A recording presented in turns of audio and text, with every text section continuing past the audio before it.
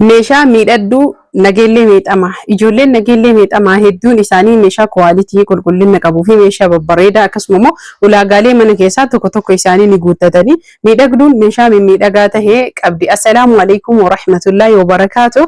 Irra caalaa isaan akka baratamaniin Arabiyaa Majlisii Almuneemii akkasumas immoo babbareedaa boondidii oriijinaala ta'eedhaan kan baratamaniidha. Ashama harka fuudhee jirta wanti kutaana soo waliin qoodiin baga jiraattan isiniin jedha. Meeshaan kun baay'ee turee jira garuu ammoo iyyuu gatii isaa duraanitiin gatii ammaa osoo hin ta'in gatii duriitiin baay'ee isinillee fayyada jedhee ilaalu. Saarbiisiin kun ammoo saarbiisii quality osoo hin ta'in sadarkaa lammaffaadha. Maaliif jennaan meeshaa jiru guutuyyuu ifa godhee isinitti hima. Siniin tun gaafa san qarshii 4500 bitamtee fireen 12 yookiin ammoo shaklaasii waliin 24 gaxaan jechuudha. Dahabiidha isa xumura. Har'a ammoo gara qarshii 1600 akkasuma feermuuziin kun Dubaayiidha. Qaahwa shaahii ka jedhudha. Gaafa sanitti qarshii 6500 amma ammuutuyyuu 10,000 galee jira. Itti aansuun sufraadha. Sufraan kun sufraalee garagaraatu jira. Sufraa nyaataan akkasuma ammuutuyyuu rakabootii taqamatu jira. Rakabootiin kun maal qaba ka jettaniif gaafa duraa meeshaan saarbiisiin inni qabu bichaan oriijinaala ture. Kunooti feermuuziin lammataa isa kana itti aansuun rakabootii abbaa gadaallee sinii isaa wajjin qabdi. Meeshaa rakabootii abbaa gadaa kana meeshaa guutuu jettanii sammuu keessan keessa seef kan goone akka dhiiftan barbaada. Saanii ittoo abbaa sadii qabdi jechuudha. Gaxaa meeqa 6 9 10 tokkollee ta'uu danda'a. Abbaan afurillee ni jira. Akkasuma tirii quality tahee fi bareedaa tahee abbaa afurii qabdi. Namootiin jechuudha tirii sibiilaa nu barbaadi jettan isiniif barbaada garuu amma xiqqoo haalaan gabayaa akkasuma immoo meeshaan galiitii irratti fi gatii irratti nu cinqaa jira. Akkasuma mankaa darzanaa shuukaa darzanaa mankaa bunaa xiqqaa guddaa qabdi.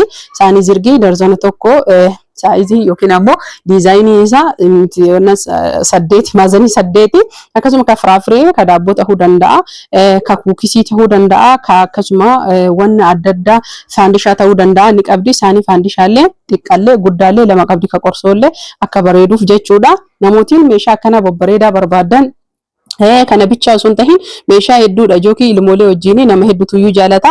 Waamara keessa saarbiisiin kun natti hin tolema birri xiqqeeshuuf birri 2000 qofa kana bitattee jechuudha. Saarbiisii yoo bitattan oriijinaala isaa bitadha maa 10,000 wayii illee hin taane.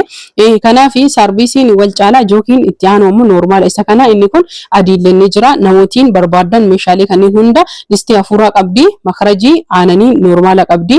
Makarajii bunaa makarajii shaayii qabdi. Waliigalaan makarajii 3 jechuudha. Itti aansitee firaafiree qabdi. Hordoftoota fi kabajamtoota kiyya firaafiree faandishaalee waan baay'eef ta'a. Salaxaafillee ni taha. Itti aansitee giraama 100 qabdi. Itti aansitee burcuqqoo warqaamaa qabdi. Burcuqqoo ID qabdi. Sinii bunaa dabalata jechuudha. Biratti qabdi sinii bunaa dabalata biratti naabiti. Kaan ammootuyyuu rakaboota rakaadhaa jetteetini inshaallahu wa ta'ala. Hordoftoota fi kabajamtoota kiyya burcuqqoo shaayiiti. Burcuqqoon shaayii diizaayinii hedduun jira.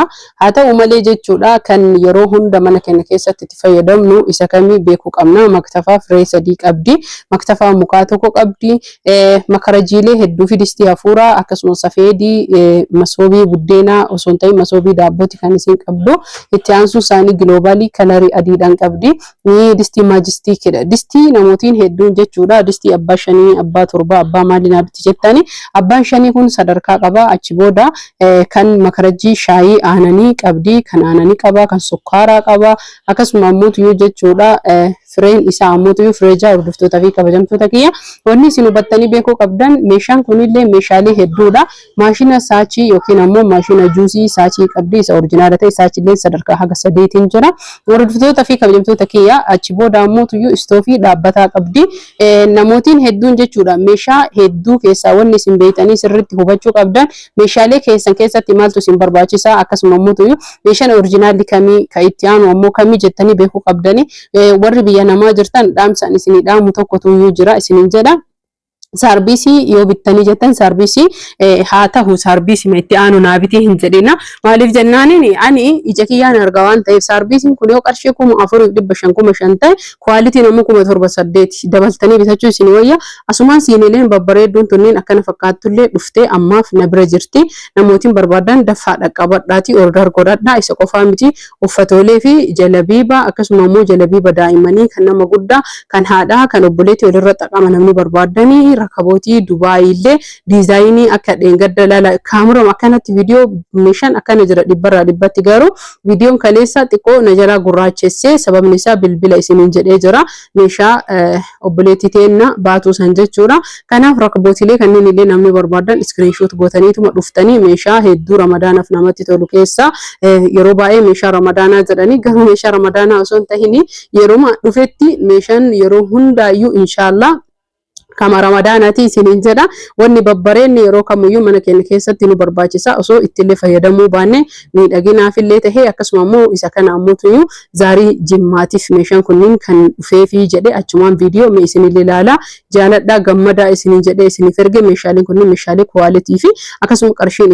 isaallee xiqqoo ol ka'uudha haa ta'u malee isin jaalattanii yoo bitattanii jettan mana keessaniin miidhagsuu fi akkasuma ammuutu mana keessaniin tolchuuf illee waan isiniin qaanfachiifnedha hordoftoota fi kabajamtoota kiyya dirqama kana ta'u odoo meeshaan dabalee dabalullee meeshaan dirqama jechuudha mana keenya keessatti rakabootilleen kun rakabootii diizaayinii biraatiin hanga qarshii 5,000 hanga qarshii 6,000 babbareedan kunniin jechuudha dirqama rakabootii Dubaay yoo isin qaala'ee jedhe inni kunniin illee ni jira 2,500 illee barbaadan hundi isaa akka humna keessaniitiin jira namootni hedduun jechuudha haala kanaanii meeshaa dhufe hiinee jechuudha erguudhaa fi sagalee ammoo bilbilaan yeroo baay'ee bilbilli addaan na jala kukkutaa jira asumaan dhiifaman of golchaa isiniin jedha dhiifame isin gaafata waan bilbilli na jeeqaa jiruuf imo tokko min gaafatina kanaaf dhiifama na godhaa isiniin jedha isin jaaladha isin kabaja like share gochuudhaan amma dhumaatitti na waliin turtii gaarii warri viidiyoo kana taasiftan galatooma like godhaa yoo viidiyoolee jibbitanii jettan